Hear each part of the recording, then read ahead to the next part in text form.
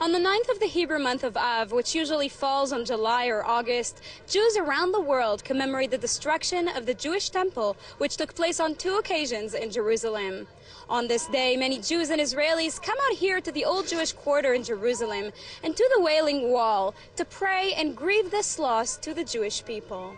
Tisha B'Av is basically the mourning of the temple, mourning of all the bad things that have happened to the Jewish people. And it's a day of sadness, it's one day of sadness for Jews. And for the most part, what we do is we fast. We actually come here to the Kotel. As you can see, there's thousands of Jews probably come here throughout the day. It's both a sad day and a happy day. Sad day in the sense that the first and second temple were destroyed, and a happy day in the sense that the Messiah can come and the third temple can be built again.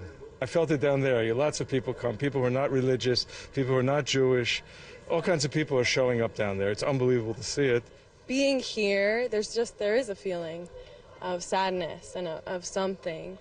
I had a friend actually, she said, oh, it's Tisha B'Av right now. And I don't know why, but I just felt a sadness.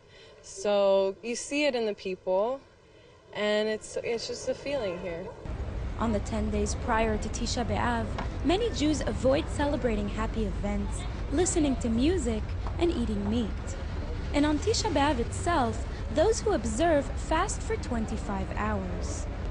Due to the fact that it is an annual and lengthy fast day, many people equate it to the Yom Kippur holiday, the Jewish Day of Repentance coming up this October. The difference between Tisha B'Av and Yom Kippur is that Tisha B'Av is mourning. It's actually it's Eva mourning.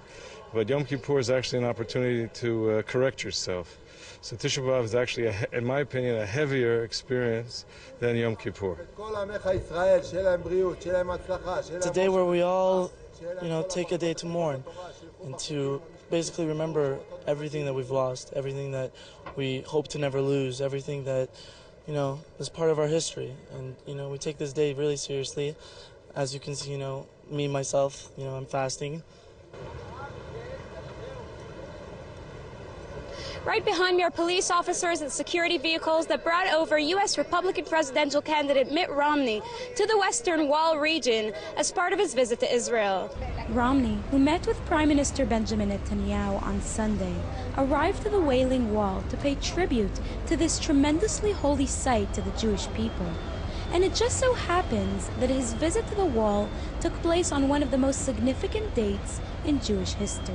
Mitt Romney came here. This is also a very critical time, and of course with upcoming elections, it is absolutely important that that they or he support Israel and bless Israel, and in particular to enforce that Israel not be divided, and because that is going to be dangerous for Israel. In order to know where we're going, we have to know about the past. In order to move forward for peace, I think we have to know about the sadness and about the war and about tragedy. And that's what Tisha B'Av is. Israel is always the center of the world. Jerusalem is the center in Israel, and the Beit HaMikdash, the temple, is always the center. And all the nations of the world understand that. And if you ask me personally, all the wars that go on in this country are about one thing. They're always going to be about the temple and the Har Bayit. The rest of it sounds good in politics. The one thing is about who controls the Temple Mount. And so, due to the sensitivity of the location and the events held in this area this week, Jerusalem police closed the Temple Mount compound on Sunday, following fears of riots on this Jewish day of mourning for Tisha B'Av. For JN1, I'm Sivan Raviv, Jerusalem.